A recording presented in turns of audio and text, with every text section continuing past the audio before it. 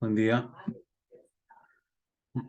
Vamos a hacer una breve reflexión, una propuesta de media hora más o menos, en la que quiero repasar un poquito las diferentes metodologías del estudio de la Sagrada Escritura, no tanto para la erudición o para el conocimiento técnico de esas técnicas del estudio de la Biblia, sino para reflexionar en el alcance que puede llegar a tener los aportes de esos estudios, de esas ciencias, para la cristología dogmática, para la teología moral y sobre todo para el uso espiritual, personal, pastoral de la lectura de la Sagrada Escritura. No todas las metodologías son válidas para ese fin y sobre todo hay una discusión actual eh, sobre la validez, el alcance de estas metodologías que hace que haya que filtrar un poco, haya que discernir un poquito también sobre el valor de esos estudios. Vamos a ir acá, entonces comparto el PowerPoint. Lectura del Nuevo Testamento desde las metodologías de la investigación bíblica. Para hacer un poquito de historia o de un status questionis, por una parte, diferentes dificultades que tenemos, ¿no? Por una parte, la teología bíblica que maneja porque utiliza unas metodologías en diálogo con las ciencias que la teología dogmática no tiene por qué dialogar, como la arqueología, la historiografía, la antropología cultural, la semiótica, la narratología, la retórica, etcétera, etcétera, y por tanto suele manejar un lenguaje demasiado erudito o demasiado especializado,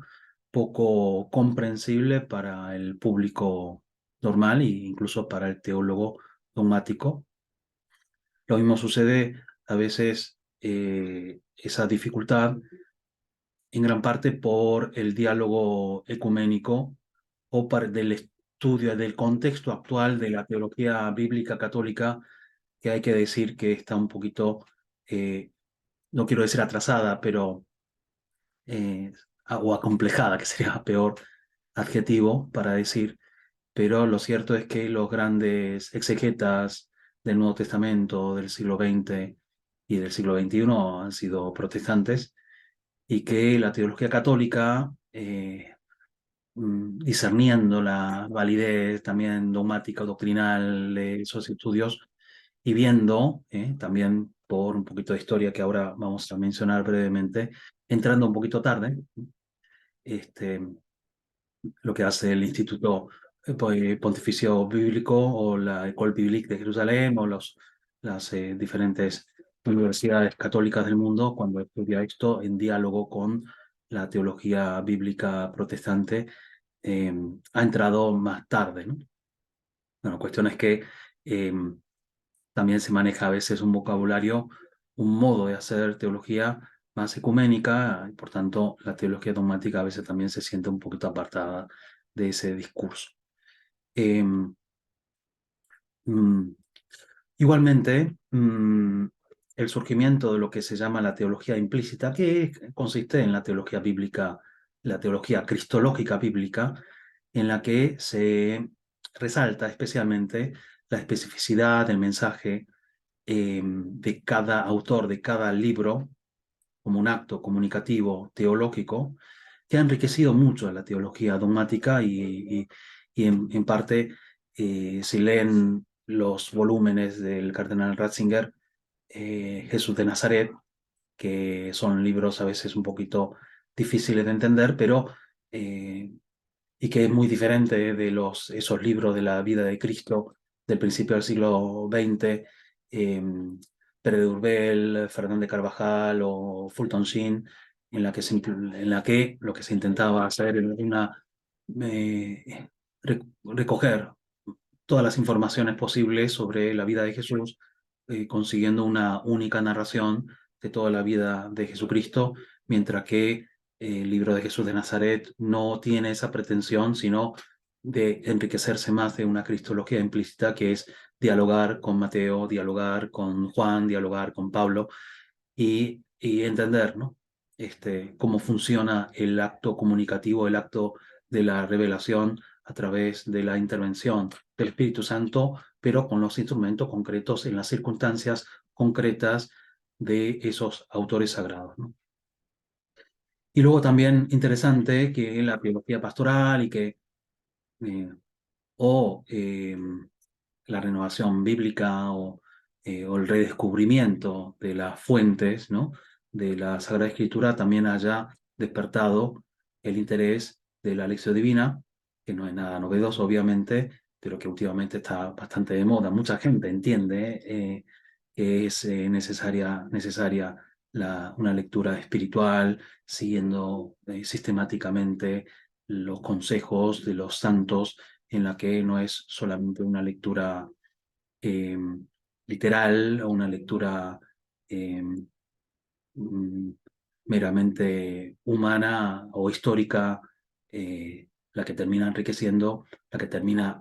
descubriendo el valor espiritual, la fuerza espiritual que tiene el texto bíblico, y además una lectura litúrgica donde también la encarnación de Jesucristo, transmitida sacramentalmente en la Eucaristía y además enriquecida comunicacionalmente por la palabra, celebrada en la Eucaristía, y la comprensión también de lo que significa la homilética o la predicación, la, la lectura del Antiguo Testamento, y la continuidad de la búsqueda del sentido simbólico, alegórico, el valor retórico. Bueno, hay un esfuerzo y un interés especial en la lectura litúrgica de la Sagrada Escritura, y que también es muy enriquecedor, y estamos en un momento de mucha efervescencia de estudios al respecto. Entonces, para hacer una breve historia, un poco el contexto de la descripción que voy a hacer a continuación, dijimos de que al principio del siglo XX, eh, grandes avances de la arqueología, además hay un contexto muy polémico en el que entra por el modernismo algunos exegetas protestantes o excatólicos abiertamente critican las posturas, las enseñanzas dogmáticas de la Iglesia Católica, sirviéndose de esos estudios, por tanto, de una forma prudencial, de una forma pastoral. El magisterio de la Iglesia, las autoridades de la Iglesia habían recomendado tomar una cierta distancia de esas metodologías, y por tanto la encíclica bíblica Prodentissimus Deus, bastante cauto, salvando la cuestión del género literario, que eso sí es una novedad, en proponer, ¿no? Comprender el género literario para tener en cuenta en la lectura de la escritura, pero sí con el Divino Afán de Espíritu y la fundación de la Pontificia Comisión Bíblica, del Instituto Bíblico en Roma, de la École Biblique de Jerusalén, y ya el surgimiento también de grandes profesores, ¿no? Grandes exegetas católicos del siglo XX, profesores de esos institutos, han fomentado que ese movimiento, la renovación bíblica, tomara una fuerza, y que los católicos se metieran un poquito más de fondo, ¿no? Y se llega al documento del Concilio Vaticano II, el Dei Verbum, en la que entiende que la comprensión, el estudio teológico de la Sagrada Escritura es parte esencial de la vida de la Iglesia, de la vida del cristiano, y también propone una teología de la palabra, una teología de la revelación, una teología fundamental, novedosa, eh, de la comprensión de la Sagrada Escritura, en la que también propone la apertura, el diálogo, la profundización, eh, y que en los años, en los siglos, en las décadas posteriores a la constitución dogmática de Verbum, han surgido, y como consecuencia de todos esos estudios, muchos autores, muchos institutos, mucho esfuerzo, en la que se ha dado mucho diálogo con la ciencia, diálogo con la teología y también, lógicamente, el fruto de la misma lectura de la palabra de Dios mm, transmitida y utilizada humanamente, comunicacionalmente en la Iglesia, que ha dado muchos frutos. Y un documento de la Pontificia Comisión Bíblica del año 1993 propone una descripción y una breve reflexión sobre la situación de la exégesis de ese momento. Eh, Sin explicar, digamos, todas las metodologías, porque la Pontificia Comisión Bíblica en ese documento tampoco tiene la pretensión de ser exhaustivo en todo, aunque describe algunos de ellos, no lo llaman ni siquiera metodología, sino acercamiento, porque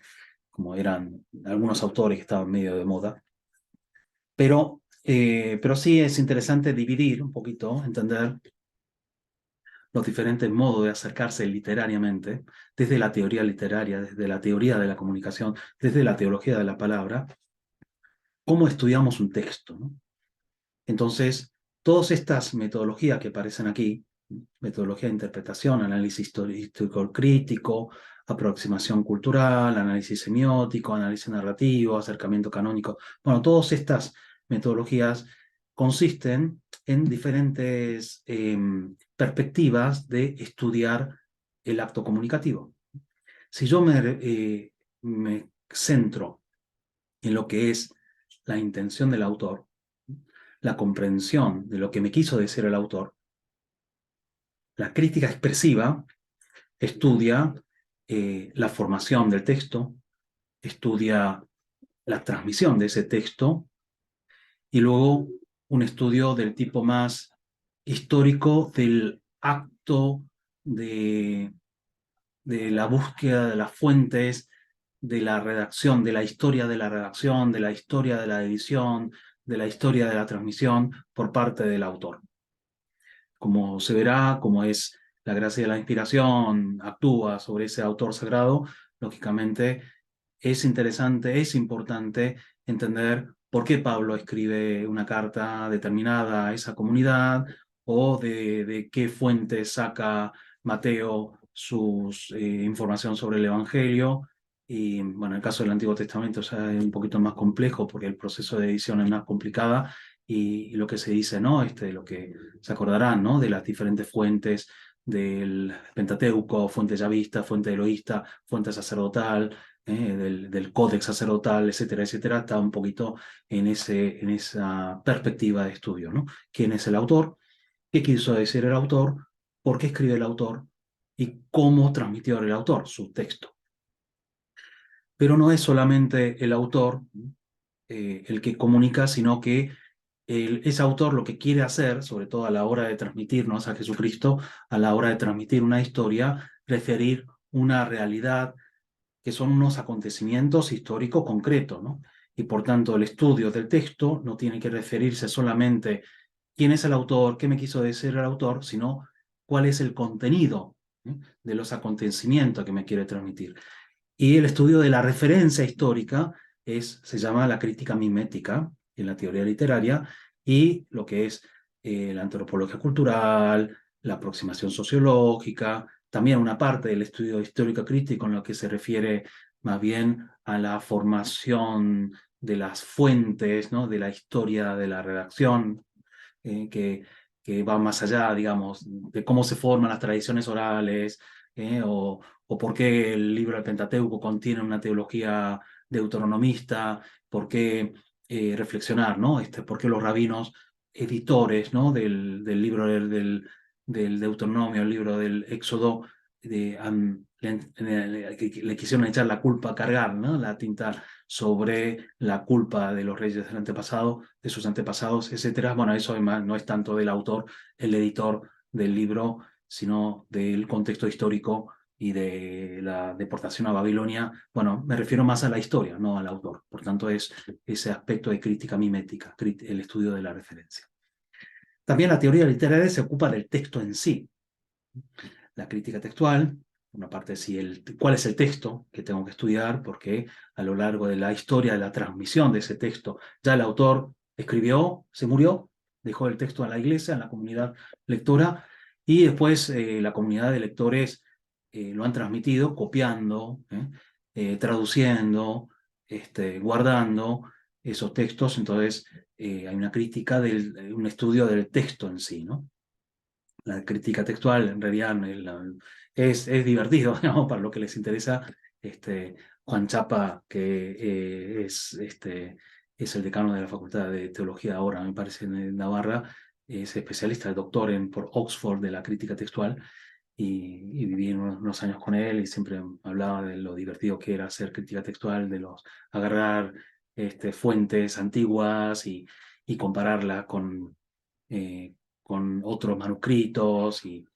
Pero bueno, en realidad es eso, ¿no? ¿Cuál es el texto lo más cercano posible al texto ese que se llama arquetipo,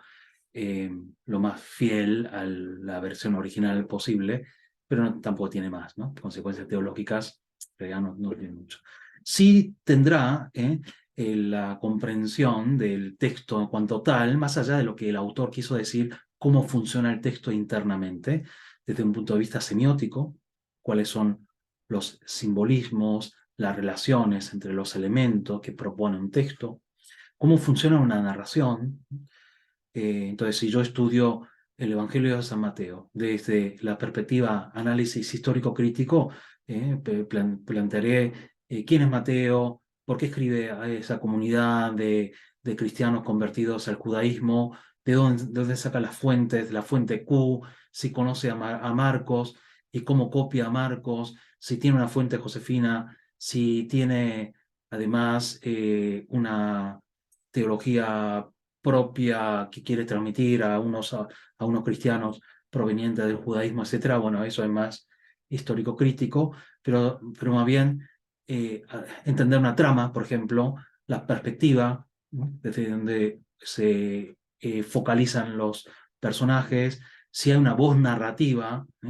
y cuánto sabe el narrador, si se trata de un narrador omnisciente, si es un narrador psicológico o si es meramente descriptivo, porque del estilo de la narración o del tipo de trama, de la organización del tiempo narrativo, el texto funciona de diferente modo, ¿no? Por ejemplo,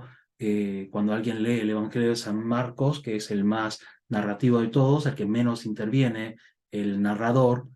eh, y es el que menos interpreta, el que menos describe, y por tanto es como casi una película, ¿no? En cambio, el Evangelio de San Mateo es más maestro, interpreta más. Bueno, esto sucedió para que se cumplieran las escrituras y la voz interviene muchísimo, organiza los textos, los discursos en 5 libros bien separados para insistir que su evangelio es un pentateuco, porque quiere insistir que Jesús es el nuevo David, es el nuevo Moisés, es el nuevo Abraham. Por tanto, bueno, narrativamente funciona de una forma distinta y eso se ve en el estudio de la trama, el estudio del funcionamiento de los personajes, el estudio del tiempo narrativo, el estudio de la voz narrativa, el estudio de la focalización, de cómo se utilizan los adjetivos, los verbos de movimiento, las preposiciones. Bueno, eso es la narratología, que termina siendo bastante útil, plantearnos, digamos, en los estudios paralelos de los evangelios, por ejemplo, uno puede agarrar la pasión, ¿no?, de Jesucristo según los 4 evangelistas, ¿no? Entonces, narrativamente funcionan distinto. Después, si ustedes escuchan las cantatas de Bach, ¿no?, que compone una melodía que describe y transmite, interpreta, eh, disfruta los textos, las teologías más propias, la verdad que Bach lo hace de una forma maravillosa y entiende cómo funciona la trama, entiende cómo funciona la voz, entiende cómo funciona el tiempo narrativo en los evangelios, y eso es lo que da el tono diferente, ¿no? Porque cuando uno lee el Evangelio de la Pasión según San Marcos, uno se queda especialmente como conmovido por lo que significa la crudeza del sufrimiento y la realidad de la humanidad de Jesucristo, mientras que cuando uno lee a San Lucas,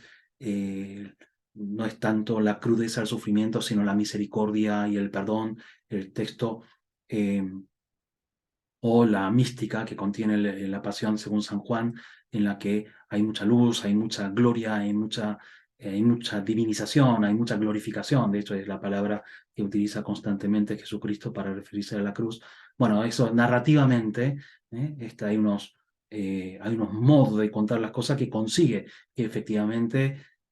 aunque te cuente la misma cosa, ¿no? La caída de Jesucristo, la crucifixión de Jesucristo, pero cada evangelista tiene un estilo, tiene una finalidad, tiene una teología, tiene una mística diferente que el lector puede aprovechar reconociendo, dialogando, aprendiendo de Mateo, que es maestro, Marcos, que es narrador, Lucas, que es historiador, y Juan, que es místico. Análisis retórico muy válido, sobre todo para el estudio de los textos epistolares. Donde es la nueva retórica, el modo de entender la pragmática, que es el estudio de las consecuencias del texto, que es lo que hace Pablo en la carta a los Gálatas cuando los insulta, que es lo que hace Pablo cuando critica a los tesalonicenses que no le entienden su primera predicación sobre el fin del mundo, que es lo que hace Pablo cuando escribe como su testamento espiritual, la segunda carta a Timoteo, etcétera, etcétera. Desde un punto de vista retórico también recoge elementos interesantes que nos sirven mucho para la lectura espiritual y para la predicación, porque esos textos tienen una fuerza diferente, ¿no? Un tono distinto, y uno no tiene que leer del mismo modo la carta a los Romanos, la carta a los Gálatas, la segunda de la carta a los Corintios o la segunda carta a Timoteo. Pues son textos diferentes que funcionan diferente retóricamente. Y luego, muy interesante lo que se llama la crítica pragmática, ¿no? Que el estudio del lector, esto en la teoría literaria, en la teoría de la comunicación está muy de moda, así como el arte, ¿no? Que ahora, digamos, el diálogo de la obra artística con el que lo mira, que tiene que participar, casi como un juego, y lo que consigue el artista en el espectador forma parte del acto comunicativo. Bueno, esa teoría pragmática sirve mucho para la teología de la palabra, porque la gracia de la inspiración es inspirante, no es solamente, o no es esencialmente la gracia de la inspiración, la inerrancia, como se entendía anteriormente, también forma parte de que el Espíritu Santo guarda a que los autores sagrados transmitan todo y solo aquello que Dios quiso que escribieran, porque para que no tengan eh, errores. Errores teológicos, no se refiere a errores históricos o conceptuales que están llenos, ¿no? Te cuenta que David dormía en cama de hierro cuando no existía, cuando vivían en época en edad de bronce, imposible, o la tabla de Moisés, y te describe luego si realmente Moisés bajó con las tablas, con todo lo que dice el libro del Éxodo, de Deuteronomio, pesaría toneladas esas tablas. este, eh, o no sé cuántas veces o cuándo purificó Jesús el templo, si fue al principio de la vida pública, como dice Juan, o si es al final, como dicen los sinópticos. Bueno, la inspiración del Espíritu Santo en los autores sagrados no consiste en asegurarte la historicidad exacta del acontecimiento tal, sino en la gracia en que esas palabras humanas, ¿no?, escritas, testimonios, memoria apostólica, se convierta en auténticamente palabra de Dios por la fuerza espiritual que contiene, ¿no? Y por tanto, es tan relevante el efecto que produce el texto bíblico como la intención del autor. Esto no estamos convirtiendo en un mensaje subjetivista. A veces, claro, los protestantes, cuando como acuden a la libre interpretación de la Escritura para hacer teología, eh, digamos, se separa mucho del Cristo, Jesús de la historia, del Cristo de la fe, y por tanto lo único que me importa es lo que a mí me dice. Claro, esa versión más subjetivista tiene un cierto peligro, tiene peligros reales de alguna forma convertir el texto en una especie de dicta probancia, ¿no? Yo quiero decir algo teológicamente y busco un texto que me justifique, ¿eh? Este, y que ese modo de hacer teología bíblica es bastante limitada y es muy criticable. Pero sí entender complementariamente al estudio histórico crítico, precisamente que no tiene que faltar, eso el cardenal Ratzinger insiste muchísimo, de que toda la metodología literaria, todo el acercamiento espiritual, una lectura simbólico espiritual, etcétera, etcétera, tiene que basarse en la búsqueda del sentido literal, y por tanto el análisis histórico crítico no puede faltar nunca en un estudio serio del estudio de la Biblia, pero habiendo hecho eso, habiendo diseccionado en montones el texto, habiendo entendido el origen histórico y la referencia histórica, no me quedo simplemente en esa historia, porque la historia, los acontecimientos en cuanto tal, no me dicen nada, me dicen en la medida en que son salvíficos y iluminan mi vida, me transmiten a Jesucristo hoy día, ¿no? Y eso es más reader response, ¿eh? Eso es la historia de los efectos del texto, que es no sé, si leo Cantar de los Cantares en el siglo XXI, sin haber pasado por Orígenes, sin haber pasado por San Juan de la Cruz, Cantar de los Cantares no tiene el mismo contenido para mí, espiritualmente. La fuerza de la inspiración, inspirante del Espíritu Santo al leer un texto es diferente en la iglesia cuando yo me acerco, ¿no? Lo mismo cuando yo entiendo el texto desde mi vocación, ¿no? Desde nuestro Padre, el Espíritu de Opus Dei, ¿no? Patricio me parece iba a preparar una clase, o ya habrán visto la clase de Patricio sobre la lectura de nuestro Padre de la Sagrada Escritura. Yo siendo hijo de San José María, leo el texto casi inconscientemente, con una precomprensión, que es accediendo al texto bíblico de una forma semejante como hacía nuestro Padre, porque es mi maestro. Eh, y quiero encontrar a Jesús como lo hizo él, antes que yo. Entonces, la historia, el efecto del texto en los santos, en los padres, en el magisterio, en una persona ejemplar, me dice mucho de cómo yo tengo que entender el texto. Bueno, eso es lo que se llama la historia de los efectos del texto. También describe el documento de la Pontificia Comisión Bíblica otros acercamientos, quizás simplemente para escribir, porque hay mucha gente que lo hace, el acercamiento feminista, el acercamiento liberacionista, acercamiento psicoanalítico, que ya verán que es un poquito que intentar sacar algunas ideas de esas ideologías o de ese modo de entender la realidad humana y utilizar la escritura también para justificar la teoría que ellos tienen, ¿no? Eh, bueno, no me... Sí, no, si no se va a hacer demasiado largo. Este, lo que quería proponer, sobre todo, es, primero, reconocer, cuando leen ustedes algún estudio, eh, si se trata de un estudio exegético de un contenido histórico crítico, el valor que tiene que me hace buscar, me hace llegar a la historicidad de los hechos. Dice el hecho de que si Cristo no resucitó, vana es nuestra fe, o entender la situación de la iglesia del siglo I, o entender la historia de Israel, del Antiguo Testamento, los diferentes grupos que conformaron la situación sociológico, religioso, espiritual del siglo I en la venida de Jesús, y entender a Jesús desde el judaísmo es muy útil. Tanto el análisis histórico crítico en ese sentido también me es bastante útil. También el estudio del texto en sí, desde la teoría de la comunicación, el estudio narrativo, el estudio retórico, el estudio semiótico, terminan siendo muy interesantes, muy enriquecedores, y sobre todo el reader response, que la historia de los efectos del texto, que se hace bastante ahora. En el fondo es hacer un poquito de una forma más sistemática, más actualizada, más moderna, lo que los teólogos escolásticos o los antiguos teólogos anteriores a los escolásticos hacían, lo que cuando editaban la Catena Áurea, ¿no?